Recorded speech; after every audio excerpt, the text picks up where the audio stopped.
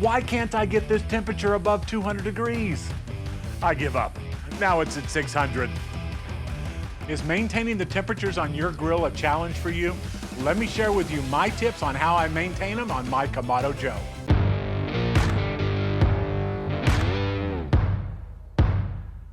Hello and welcome to Grillin' and Chillin' with Coleman, where my passion is helping grilling and barbecue enthusiasts become the backyard grill master they've always wanted to be.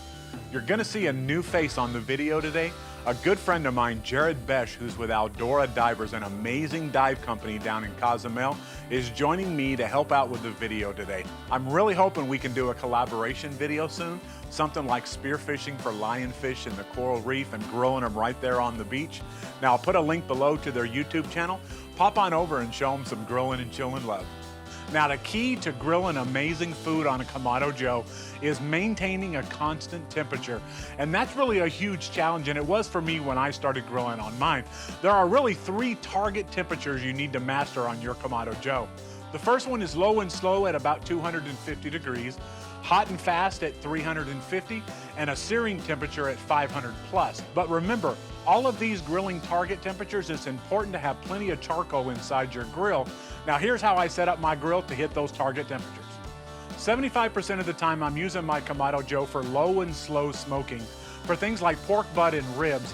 And to get my grill at a perfect low and slow temperature of 250 degrees, I close the bottom lid to about 1/4 open and close the top vent to about 1/4 open as well. Another key to maintaining the low temperatures on a Kamado Joe is to keep the lid closed during the cook at all costs. Man, that smells delicious. What are you grilling? Man, I wouldn't touch that if I was you. Son of a gun.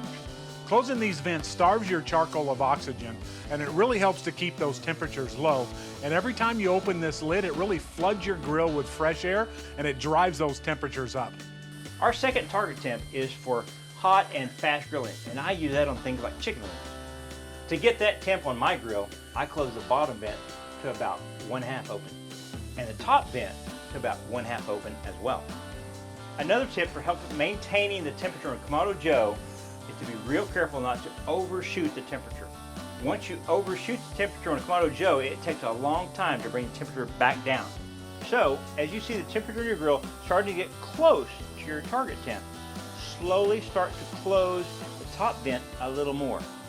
Our third and final target temperature is our searing range, and that's right at about 500 degrees plus, and I use this temperature when I'm searing a steak or maybe even baking a pizza. To get those high temps on my Kamado Joe, I open up that bottom vent all the way and open up that top vent to fully open. And in some cases, I might just leave that lid open on my grill. Once you've mastered these 3 target temps on your Kamado Joe, you can really grill or smoke just about anything, but it does take a little bit of practice. Now in my next video, I'm gonna be sharing with you how I adjust and set up my Weber kettle to hit these 3 target temps. Now y'all go grill something. Yeah, you'll find me grilling and chilling with Coleman. I'll be grilling and chilling with Coleman. Like and subscribe, turn on that notification bell, drop a comment below, and come grilling and chilling with Coleman.